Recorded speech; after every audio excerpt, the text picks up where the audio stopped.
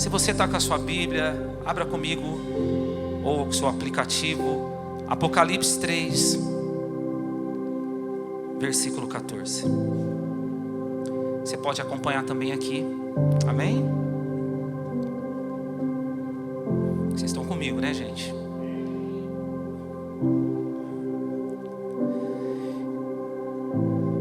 Apocalipse 3, 14. Escreve ao anjo da igreja em Filadélfia: essas coisas diz o Amém, a testemunha fiel e verdadeira, o princípio da criação de Deus.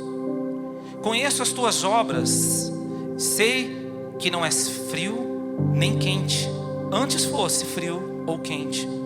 Assim, porque tu és morno e não és quente nem frio, estou a ponto de vomitar-te da minha boca. Porque tu dizes, sou rico, tenho prosperado e nada me falta, mas não sabes que é infeliz, miserável, pobre, cego e nu. Eu te aconselho que compres de mim ouro refinado no fogo para que te enriqueças, roupas brancas para que cubra a vergonha da tua nudez e não seja mostrada, e colírio para que aplique sobre os seus olhos e enxergues. Eu repreendo e castigo a todos quanto amo. Sê, pois, zeloso, arrepende-te. Estou à porta e bato. Se alguém ouvir a minha voz e abrir a porta, entrarei em sua casa, cearei com ele e ele comigo. Ao vencedor eu lhe darei e concederei que se assente comigo no meu trono, assim como eu venci e me assentei com o meu Pai no seu trono. Quem tem ouvidos, ouça o que o Espírito diz às igrejas. Uau!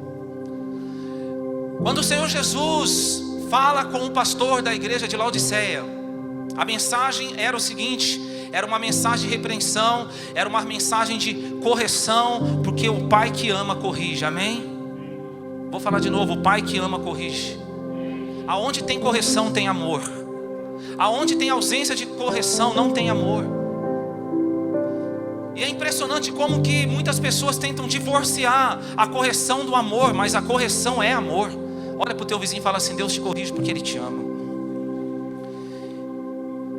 E a correção que Jesus dá àquela igreja é que eles estavam vivendo de uma forma que estava causando náuseas, enjoo em Deus, pela forma com que eles estavam vivendo. Porque você sabe, querido, que pior do que vomitar é não conseguir vomitar, sim ou não? Porque a palavra não fala que Jesus tinha vomitado, a palavra fala que ele estava a ponto de vomitar. Ele estava com náuseas, ele estava com enjoo da maneira que aquele povo estava vivendo na presença de Deus. Eu não sei se você já passou por alguma virose. Recentemente eu passei por uma. Jesus, que não venha tão cedo. Mas um dos piores sintomas que tem é o enjoo, é a náusea. As outras coisas parece que a gente passa por cima, mas o enjoo e náusea, parece que as outras coisas ficam difíceis de se fazer na vida, sim ou não? Então a maneira com que eles estavam vivendo estava causando náusea em Deus. E que maneira era essa? É interessante que Jesus fala o seguinte: Ele fala: antes vocês fossem frio.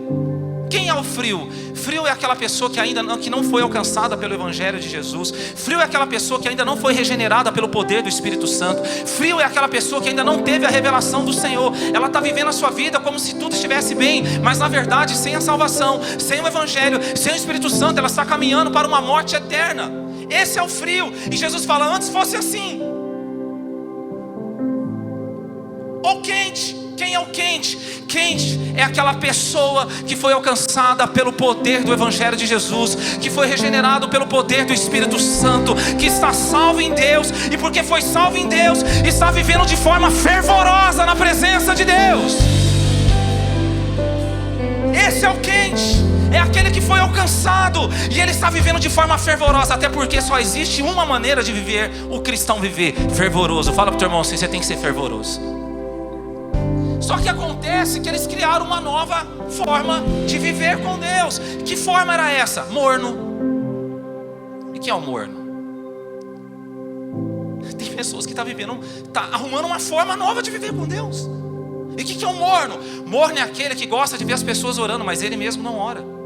Morno é aquele que gosta de ver as pessoas que conhecem a palavra de Deus, mas ele mesmo não estuda a palavra de Deus. Morno é aquele que gosta de ver o evangelho sendo pregado, mas ele mesmo não fala de Jesus para ninguém. Morno é aquele que gosta de ver as pessoas santificando a vida, ele gosta de se envolver ali no mover, mas ele mesmo não está santificando. Ele sente o mover, mas ele não gera o mover, porque ele não santifica a vida.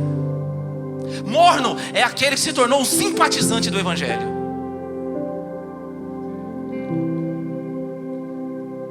Aquela pessoa que se tornou simpatizante do evangelho. Ai, como é bonito as coisas de Deus, né? Só que a maneira com que eles estavam vivendo, sendo morno, o próprio Senhor Jesus está falando: isso está me causando náusea, isso me causa enjoo.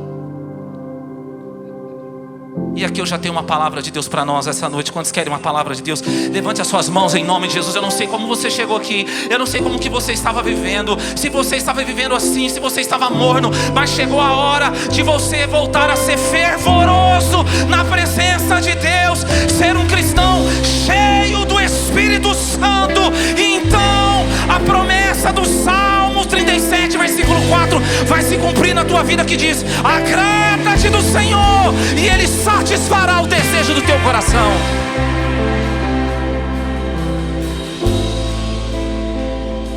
Morno é aquele que um dia já foi quente, mas por alguma razão está esfriando.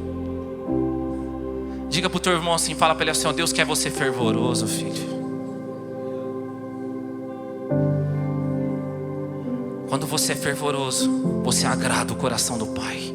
Quando você agrada o coração do Pai, Ele satisfaz o desejo do teu coração. Eu poderia dar uma lista de coisas para você que um dia só foram oração na minha vida, hoje são realidades que eu estou vivendo. E meu irmão, posso falar, não para de acontecer. É uma atrás da outra. Eu falo que Deus Ele está até me constrangendo. Mas é necessário tomar uma decisão. Hoje é o dia da decisão. Fala para o meu irmão, por que você veio aqui hoje? Fala para ele. Fala para ele, porque às vezes ele vai ficar assustado. Fala, tem dia que é diferente. Fala. Mas hoje não vai ser, irmão. Porque é um tempo de Deus na nossa vida. É um tempo de conserto. É um tempo de santificação. É um tempo das escamas caírem dos olhos. É um tempo de santidade ao Senhor. É um tempo de verdadeiramente você ser alguém fervoroso na presença do Espírito Santo de Deus. Porque eu creio que se nós vivermos assim, o circuito das águas que já está sendo alcançado vai ser alcançado muito mais para a glória de Jesus.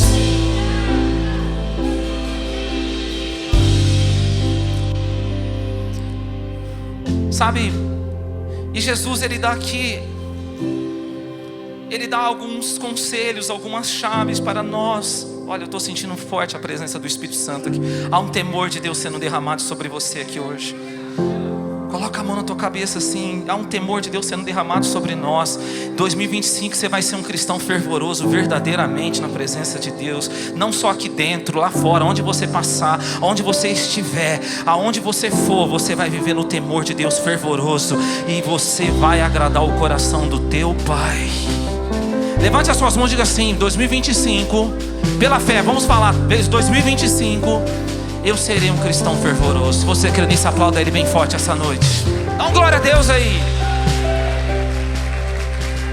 Aleluia. A primeira chave, o primeiro conselho que Jesus está dando, Apocalipse 3:18, é Jesus que está dando. Jesus é Deus, amém, irmãos? Ele diz assim: eu te aconselho que compres de mim ouro refinado no fogo. Olha o que Jesus fala. Primeiro conselho, a primeira chave, se você quer ser fervoroso, você precisa comprar ouro refinado no fogo. O que é o ouro refinado no fogo? É o ouro que passou pelo processo de purificação. É o ouro que foi removido todo tipo de impureza. Isso é o ouro refinado. Esse é o primeiro conselho de Jesus. Se você quer ser fervoroso, você precisa ter uma vida sem impureza.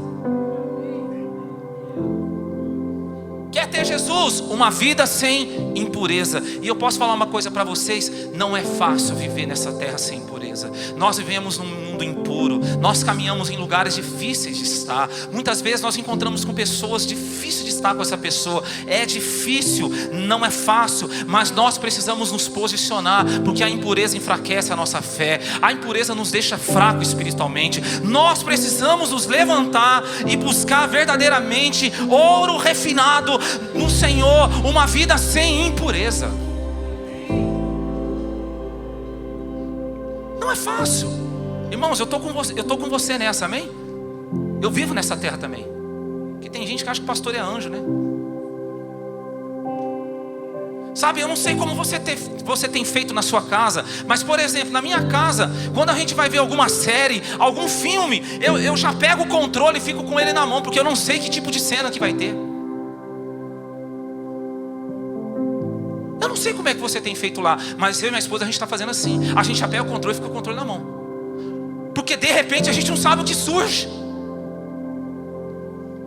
Coisas impuras que pode contaminar os nossos olhos, que pode contaminar o nosso coração.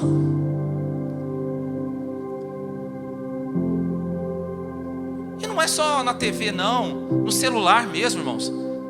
É impressionante o que tem acontecido. Às vezes você está seguindo uma pessoa lá que você acha que ela é de Deus. Daqui a pouco você fala, meu Deus, é do diabo agora. Você tem que passar o story rápido. Passa, Senhor. O que aconteceu com essa pessoa? Olha o silêncio da morte aí. Impureza na mente. Deixa eu te falar uma coisa, nós não somos livres de um pensamento impuro vir, irmão. Entenda bem, nós não somos livres disso, mas nós podemos não alimentar os pensamentos impuros que vêm. Não tem como evitar, às vezes, um pensamento que vem sobre você. Não tem como, ele vai vir, mas você pode escolher no momento que ele vier e falar assim: esse pensamento, eu não vou alimentar ele agora. Está repreendido, está expulso da minha mente. A minha mente não vai ser uma mente impura. Porque tem gente que fica ali alimentando, né? Você está contaminando a sua fé, você está contaminando a sua espiritualidade, e aí você não entende por que as coisas não acontecem na sua vida. Ai, eu estou nesse deserto, eu não saio. Não vai sair mesmo, irmão. Você não entendeu ainda. Contaminação pelo que falamos ou ouvimos. Entenda uma coisa, querido, quando você fala uma palavra torpe, e quando você fala mal de alguém, você está com impureza. Você está se contaminando. Pastor, mas é meu time que está perdendo. Quando você está vendo o seu time de futebol jogando, você não é mais crente? Ou você acha que naquela hora o Espírito Santo fala, dá licença, eu estou fora?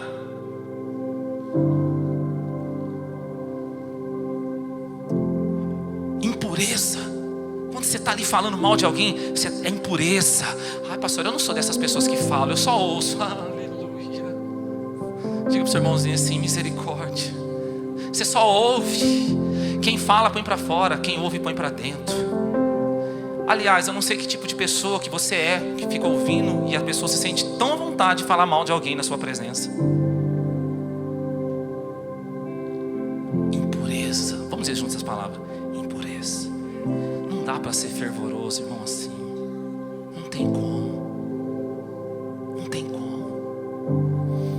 Sabe, a palavra fala em Gênesis capítulo 9, depois do dilúvio, quando Noé começou ali, foi o recomeço, juntamente com a sua família, ele cultivou ali a sua vinha, e o que aconteceu? Noé, ele se embriagou com o vinho da sua vinha, bem provável por falta de informação, de não saber o contexto daquilo, ele se embriagou, e a palavra fala que ele ficou nu, e quando ele ficou nu, o seu filho Cã foi lá e viu a nudez dele, e ainda por cima, como se não bastasse, chamou os seus irmãos Sem e Jafé para ver seu pai nu. Atitude linda de Sem e Jafé. Sabe o que eles fizeram? Eles pegaram uma capa, eles colocaram nos ombros. A Bíblia fala que eles nem viraram o rosto, eles foram caminhando assim de costa, aonde Noé estava, para não ver a nudez do pai. E eles lançaram a capa em cima de Noé. Cã não, foi lá, viu a nudez, ainda queria mostrar. Não, sem Jafé, eles pegam a capa, eles vão de costa e cobrem o seu pai para não ver a nudez do seu pai.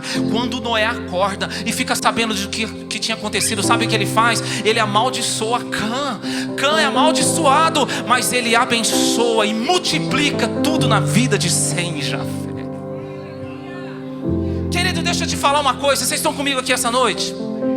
Todo tipo de nudez fora do matrimônio, fora do casamento, é impureza. Qualquer tipo de nudez fora do casamento, fora do matrimônio, é impureza. Quantas pessoas vivendo na impureza, presos na pornografia.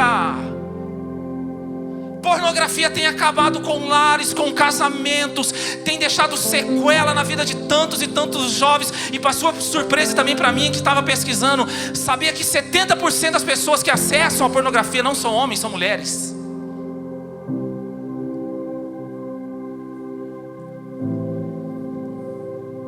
Toda nudez fora do matrimônio é impureza. Pornografia é impureza. E nós temos que tomar cuidado também para nós não sermos a pornografia de alguém. Sabe, queridos, eu não nasci no lar cristão. Com 4 anos de idade foi a primeira vez que eu tive contato com a pornografia. Não pense você que foi fácil ser liberto disso, mas um dia Jesus me libertou da pornografia. Hoje eu sou um homem livre, hoje eu sou um homem liberto. Querido, eu não sei como você tem vivido, se você está preso nisso, mas eu quero dizer para você que você está na presença de um Deus que tem ouro refinado para você, que pode purificar você aqui nesse dia, e toda maldição vai ser quebrada na tua vida, e você será abençoado pela presença do Espírito Santo de Deus.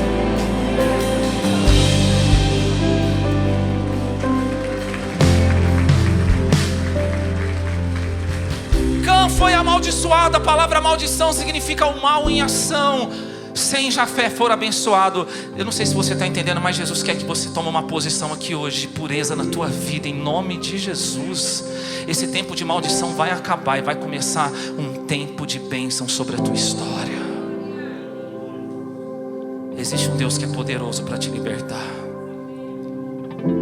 O segundo conselho que Jesus dá para aquela igreja, no versículo 18, ele diz assim: roupas brancas para que cubra a vergonha da tua nudez e não seja mostrada. Você pode dar glória a Deus por isso?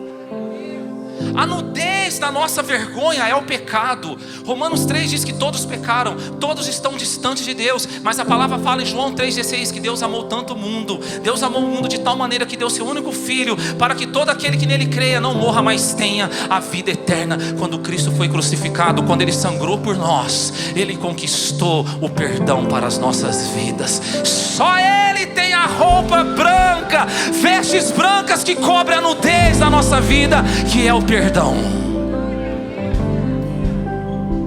Quando nós buscamos o perdão de Deus, nós cobrimos a vergonha da nossa nudez. E o resultado disso é a segunda chave que eu tenho para você aqui essa noite: é uma vida sem acusação. Porque o inimigo é aquele que sempre vai te acusar. Sempre vai te acusar das coisas que você fez lá atrás, dos erros que você cometeu. Mas deixa eu te falar uma coisa: a acusação, ela te prende no passado, o perdão te lança para o futuro. Jesus é aquele que te dá o perdão e te lança para o futuro. Quantas pessoas estão presas no passado? O diabo está lá falando na mente dela: tá vendo, não tem mais jeito, tá vendo, você pecou, tá vendo, já era, você errou, não tem mais esperança para você. Jesus está falando para você aqui hoje que Ele tem roupas brancas para você, Ele tem perdão para você, Ele tem um futuro maravilhoso esperando para você, preparado para você. Sabe, a gente precisa discernir a voz de Deus e a voz do inimigo.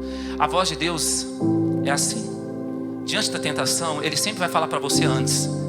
Ele fala para você antes: olha, não faça isso. Olha o que você vai fazer, não faça isso. Essa é a voz do Espírito Santo. A voz do inimigo não, é depois do pecado, e fala para você assim: olha o que você fez, aí o que você fez, tá vendo? Você não consegue, você é fraco, você não muda. A palavra fala em João capítulo 8 de uma mulher que foi pega em flagrante de adultério. A lei mandava apedrejar, e eles queriam pegar Jesus de tudo quanto é forma. Aquele grupo religioso, eles queriam pegar Jesus em alguma coisa, e eles levam aquela mulher diante de Jesus, e eles falam para Jesus: olha Jesus, essa mulher foi pega em flagrante de adultério, e a lei manda apedrejar, e aí o que você tem para nos dizer? E eles ficavam insistindo, e a Bíblia fala que Jesus apenas estava escrevendo na areia. E eles insistiam cada vez mais, e Jesus escrevendo na areia, até que chegou uma hora que Jesus se levantou e falou assim: ó, aquele que não tem pecado, atira a primeira pedra. A Bíblia diz que, a começar pelos mais velhos até os mais novos, todos foram embora. Jesus olha para aquela mulher e fala assim: mulher, onde estão os seus acusadores? Ninguém te condenou? Ele fala para ela assim: mulher, nem eu te condeno, vá em paz e não peques mais. Jesus não trabalhou com aquela mulher assim: olha o que você fez. O que foi que você fez, mulher? Jesus olha para ela e fala assim: não faça mais. Uau, você está pegando essa palavra aqui? Eu não sei quantos erros você já cometeu na sua vida. Deus não está falando para você aqui hoje porque você fez isso. Ele está falando: não faça mais isso, porque eu tenho um futuro maravilhoso para você. Deus manda te dizer aqui essa noite que, apesar dos seus erros, a promessa dele na sua vida não foi cancelada. Ainda está de pé o plano maravilhoso de Deus para a tua vida. Se levanta essa noite e diga verdadeiramente assim: eu não serei mais o mesmo. Está na hora de você tomar uma posição e dizer: eu não serei mais a mesma pessoa. Então você de fato vai conhecer o que Deus tem preparado para você. Aleluia, Jesus está aqui. E Ele dá mais um conselho para aquela igreja. Ele diz: e colírio para que apliques sobre os teus olhos, para que vocês enxerguem. A principal função do colírio é para tirar o desconforto que a irritação dos olhos às vezes tem. Jesus está falando: busque colírio. Se vocês buscarem o colírio, toda a irritação vai sair da vida de vocês. Quem quer ser fervoroso aqui ainda? É necessário uma vida sem irritação. Ah, querido, quantas pessoas estão vivendo irritadas, estressadas? Sabe qual é o problema da irritação? Ela faz com que aquilo que é tão bom se torne muito ruim. A pessoa não começa mais a enxergar. Você vê que ele fala aqui, né? Colírio para que vocês enxerguem. A pessoa não enxerga mais o favor de Deus. O marido não enxerga mais a esposa que Deus deu. A esposa não enxerga mais o marido. Não enxerga mais os filhos, pais. O trabalho maravilhoso que Deus deu, a porta que Deus abriu, a profissão que Deus entregou. A pessoa, ela está tão irritada, ela está tão estressada, ela está tão, sabe, que aquilo que é tão maravilhoso, tão lindo, se torna algo tão pesado. Quantas pessoas estão vivendo nesse ciclo de uma irritação tão profunda? Pessoas querendo até entregar aquilo que faz, porque tudo que está fazendo está irritando, está lá fazendo, até tem tempo com a família, mas é aquele tempo cheio de irritação. Até vai lá trabalhar, até tem a sua profissão, até está planejando, mas é tudo na base da irritação, na base do estresse. Mas eu digo para você aqui hoje, você pode diante de Jesus. Ele tem colírio para a tua vida. Ele pode remover toda a irritação. Isso pode ser arrancado. Você vai ver a beleza que está sobre a tua vida. Não é aquilo que Deus ainda não te deu, é o que Ele já te deu, mas você não está enxergando.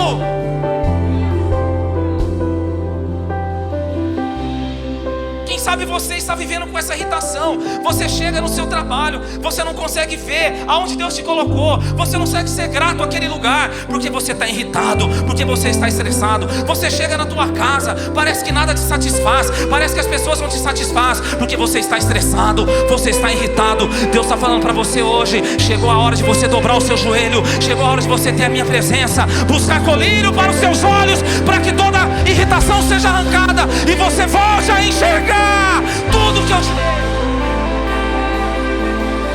Tudo que eu te dei. Você já parou para pensar que muitas coisas que te irritam hoje foi motivo de oração sua lá atrás? Você orou tanto para ter isso e agora você se irrita com o que você orou. Fala pro teu irmão assim, ó. Estou te entendendo. A Bíblia fala, 1 Samuel capítulo 1, uma mulher chamada Ana. Essa mulher, ela era estéril, ela não podia ter filhos, e por isso ela andava irritada, um semblante triste. A palavra fala que ela era uma mulher amargurada, uma mulher angustiada. Não comia, fazendo birrinha com Deus. Tem gente que faz birrinha com Deus. Vou na igreja hoje porque Deus não mudou minha vida. Birrinha. Mas um dia Ana, ela mudou. Ela foi diante de Jesus buscar colírio. Ela foi diante de Deus buscar colírio. A palavra fala que ali ela derramou toda a sua alma. É tão interessante que a palavra fala que ela não conseguia verbalizar a oração. Ela só mexia os lábios, mas ela chorava muito na presença de Deus. E Deus ali dando colírio para ela. A palavra diz que o sacerdote Eli via ela na situação achando que ela estava bêbada, porque os lábios dela se moviam, mas não saía som. Ele só via ela chorando. Só que Ana, ela estava fazendo um voto. Ela estava falando com Deus em seu coração: se o Senhor me der um filho, eu vou entregar ele todos os dias da vida dele, será do Senhor. Para Eli eram lágrimas, para Deus as lágrimas de Ana eram um voto. Deus decifra suas lágrimas.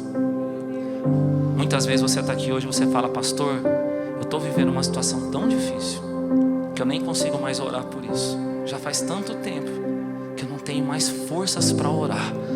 Deus está falando para você aqui hoje: não precisa, derrame as suas lágrimas, porque eu decifro as suas lágrimas. Eu sei o que as suas lágrimas querem dizer na minha presença. Quando Ana se levantou daquele momento que ela recebeu colírio, a Bíblia diz que ela já não era mais a mesma Ana. Ela já se levantou com um semblante alegre.